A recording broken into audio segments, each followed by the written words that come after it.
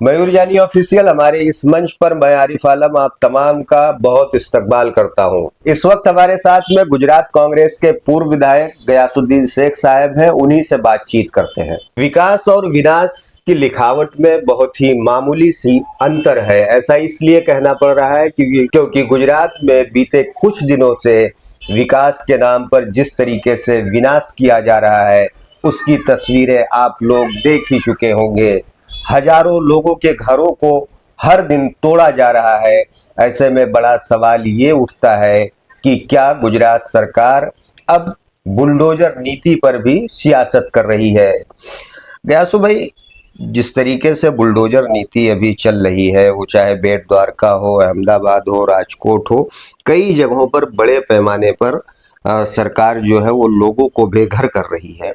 ऐसे में बड़ा सवाल ये उठता है कि क्या वैकल्पिक व्यवस्था के बिना इस तरीके की कार्रवाई जायज है। 2024 के जो 4 जून के दिन परिणाम आए और गुजरात में हर सीट 5 लाख से जीतने की बात करने वाली भाजपा को, जो पिछले 2 बार से 26 की 26 सीटें जीत रही थी, उसको 1 सीट हारनी पड़ी। उसके अलावा 2 सीटें ऐसी थी कि जो बहुत कम मार्जिन से वो जीत पाए और जो लीड की उन्होंने अपेक्षा रखी थी वो उनकी मकसद जो था उनका बर नहीं आया। उसके बाद एक स्ट्रेटेजी पूरी चेंज करते हुए, क्योंकि बुलडोजर की राजनीति उत्तर प्रदेश में और देश के अन्य राज्यों में तो चल ही रही थी, लेकिन गुजरात के लिए बिल्कुल आश्वस्त थे कि गुजरात में मामला सब कंट्रोल में है, यहाँ कोई प्रॉब्लम नहीं है। तो इस वजह से इन बातों को बहुत यहाँ पे जो थे उठा नहीं रहे थे।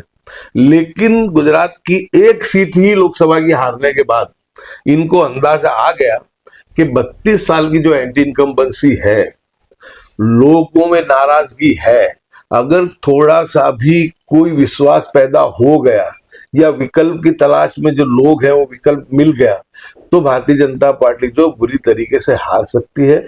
इसलिए ये जो आगामी नगर पालिका है, म्युनिसिपल कॉर्पोरेशन, जिला पंचायतों के चुनाव आने वाले हैं, फिलहाल तो 62 नगर पालिका को चुनाव, इन सब चीजों को मद्देनजर रखते हुए एक ध्रुवीकरण की राजनीति खड़ी करने के लिए इन्होंने पूरा का पूरा जो मामला है इसको खड़ा करने की पूरी गुजरात में कोशिश की गई है।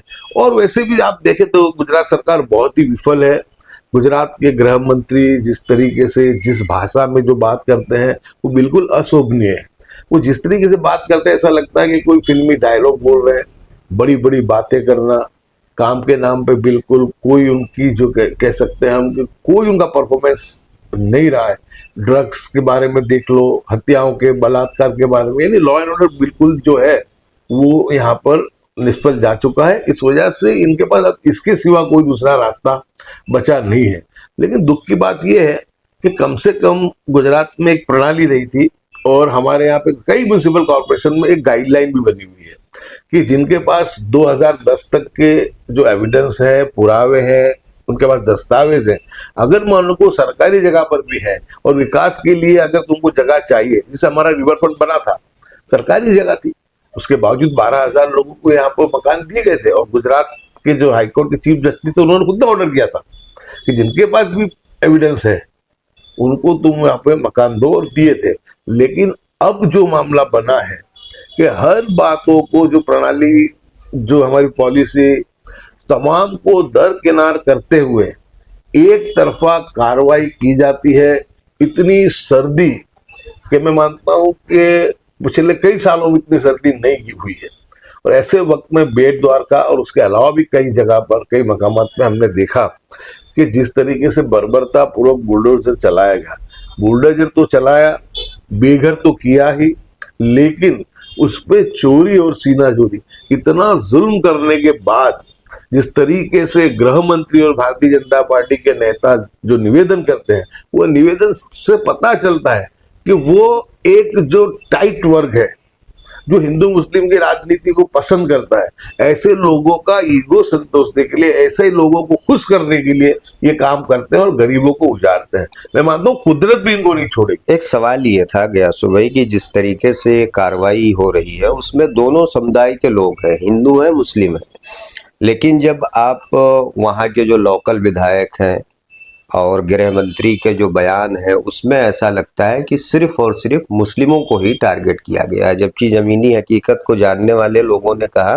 कि हिंदू मुस्लिम दोनों समुदाय के लोगों को घरों को तोड़ा गया है। तो आपको लगता है कि अब सरकार जो है ये बुलडोजर नीति पर भी हिंदू मुस्लिम के चश्मे को लगाकर देख रही है? ये घटनाएं ऐसी चीजों में मैं ऐसा मानता हूँ कि मैं हिंदू मुस्लिम पे कभी बहुत ज्यादा मैं बात नहीं करता हूँ, नहीं, लेकिन जिस तरीके से चीजों को उजागर किया जा रहा है इसलिए सवाल बनता है। मैं आपके से वही कहना चाहता हूँ कि यानी कि ये जिस ढंग से, जिस तरीके से मुस्लिम समाज को टारगेट ही किया गया है, इसमें बहुत कम जगह, मैं ना जो मेरे कहने का मकसद वो था कि मैं इस पर हिंदू मुस्लिम कि ये कि यानी जहां कहीं भी होता है, अगर वो हिंदू समाज में जैसा अभी ओढ़ाऊ में हुआ जी, तो दूसरी भी एक दो जगह की बात है, कहीं पर भी नहीं होना चाहिए। कम से कम वैकल्पिक व्यवस्था उनको देनी चाहिए, पूरा उनको जो है प्रयास करने देना चाहिए कि वो अपने एविडेंस, अपने पुरावे, अपने जो दस्तावेज हैं वो आप सरकार के समक्ष वो लोग पेश कर सके, और उसके बाद ही कोई कार्रवाई करनी चाहिए और वैकल्पिक व्यवस्था देखी करनी चाहिए। लेकिन ज्यादातर मैं ये मानता हूं कि 95% के करीब सिर्फ और सिर्फ मुसलमान को देखकर ही इस काम को अंजाम दिया गया है। सामने जो हुआ है हिंदू समाज के अंदर भी, वो भी गलत है, उनको भी इंसाफ मिलना चाहिए, लेकिन उसकी तादाद बहुत कम है। क्योंकि ये सरकार को जो काम करना है, वो सरकार को जो टाइट मतदाता है, जो हिंदुत्व में मानने वाले, अगर किसी मुस्लिम समाज को प्रताड़ित किया जाता है तो उनको एक विकृत आनंद आता है। ऐसे लोगों को आनंद दिलाने के लिए, अपनी विफलताओं को भुलाने के लिए और हिंदू मुस्लिम को चश्मा पहना करके आगामी चुनावों को जीतने के लिए पूरा का पूरा ये षड्यंत्र चल रहा है। वैसे मैं आपको कहूं कि सरकारें जो होती है वो खुद की आरएसएस की है, बीजेपी की हो, किसी, वो अपनी विचारधारा से नहीं चलती है। सरकारें चलती हैं संविधान से, सरकारें चलती हैं रूल ऑफ लॉ जो कह रहा है। लेकिन ये सरकार ने तो जिस तरह किसी बेशर्मी से काम किया है, हर चीज को दरकिनार कर दिया है। देश में ऐसा लगता है कि संविधान तो है ही नहीं, संविधान जो है वो आरएसएस ही है, संविधान जो है वो भाजपा ही है। इन्होंने जो कह दिया और इनके जो धोती लोटी चौपाटी है, उन्होंने जो कह दिया बस उसी का अमल करना, और बहुत ही जो समझो कि जालिमाना अंदाज से ये लोग बेदर्दी से काम कर रहे हैं। मैं मानता हूं कि इससे कुदरत भी खुश नहीं होगी, और ये लोग ये अपनी हरकतों से हिंदू मुस्लिम में खाई बढ़ाने की कोशिश कर रहे हैं। लेकिन मैं बहुत फक्र के साथ कहता हूं कि इन्होंने बहुत कोशिश की।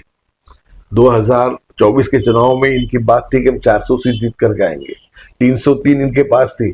लेकिन ये भारत का समझदार जो मतदाता है वो हिंदू और मुस्लिम दोनों है, उन्होंने 303 पे से 240 में लाके खड़ा कर दिया। इसका मतलब ये होता है कि पिछले 10 साल में जो भारतीय जनता पार्टी ने और नरेंद्र मोदी की सरकार ने नीति अख्तियार की और हिंदू मुस्लिम के अंदर भेदभाव खड़ा करने की कोशिश जो की, उसको लोगों ने नकारा, उसको नापसंद किया। यानी आने वाले दिनों में भी ये चीज बूमरैंग साबित होने वाली है।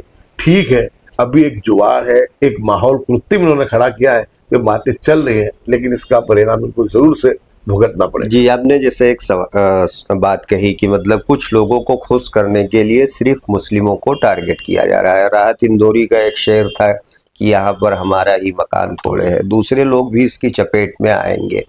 तो जो लोग खुश हो रहे थे कहीं ना कहीं अब उनको, क्योंकि रवारी बास में देखा गया कि 500 के करीब मकानों को तोड़ दिया गया, चांदखेड़ा में आप गए तो वहाँ पे भी इस तरीके से मामले आए। तो कहीं ना कहीं अब लोगों को समझने की ज़रूरत है ये चीज़ें कि भाई अगर हमसे आप खुश हो रहे हैं तो वही बुलडोजर आप पर भी चलेगा।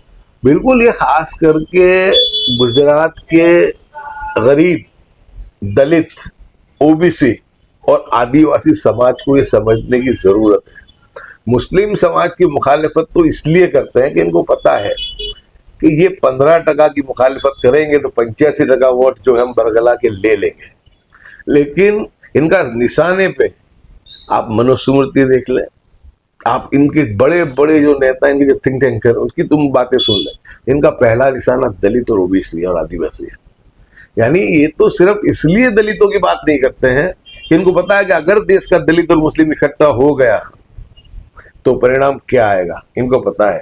इसलिए ये चाहते हैं कि मुस्लिम को अकेला टारगेट करें, लेकिन एक के बाद एक सबकी बारी है। पहले निशाने पे दलित, आदिवासी और पछात है, वो सबको ही इसका सामना करना पड़ेगा। ये समझना चाहिए आज भी कि ये संविधान विरोधी लोग हैं, ये अनामत विरोधी लोग हैं, ये गरीब पछात विरोधी लोग हैं। ये सिर्फ और सिर्फ देश के 15% जो पैसे वाले लोग हैं, अमीर लोग, ये उन्हीं के लोग हैं। और ये इनकी जो मानसिकता है वो हमेशा से पछात और गरीब और मुस्लिम विरोधी रही है। चाहे निशाने पे स्क्रीन पे मुस्लिम दिखता हो, लेकिन हिडन एजेंडा इनका सबसे पहले जो है वो पछातों पर है। तो ये थे गयासुद्दीन शेख साहब, जिनका साफ तौर से कहना था कि अगर इस वक्त में सिर्फ और सिर्फ ये सरकार मुस्लिमों को निशाना बना रही है तो आने वाले दिनों में दूसरे जो पिछड़े समुदाय के लोग हैं उनको भी निशाना बनाया जाएगा। इसीलिए वक्त की ज़रूरत है कि दलित मुस्लिम एकता को एक बार फिर से जिंदा किया जाए। अगर हमारी ये वीडियो आपको पसंद आई हो तो हमारे चैनल को लाइक करें, सब्सक्राइब करें और अपने दोस्तों के साथ इस खबर को साझा जरूर करें।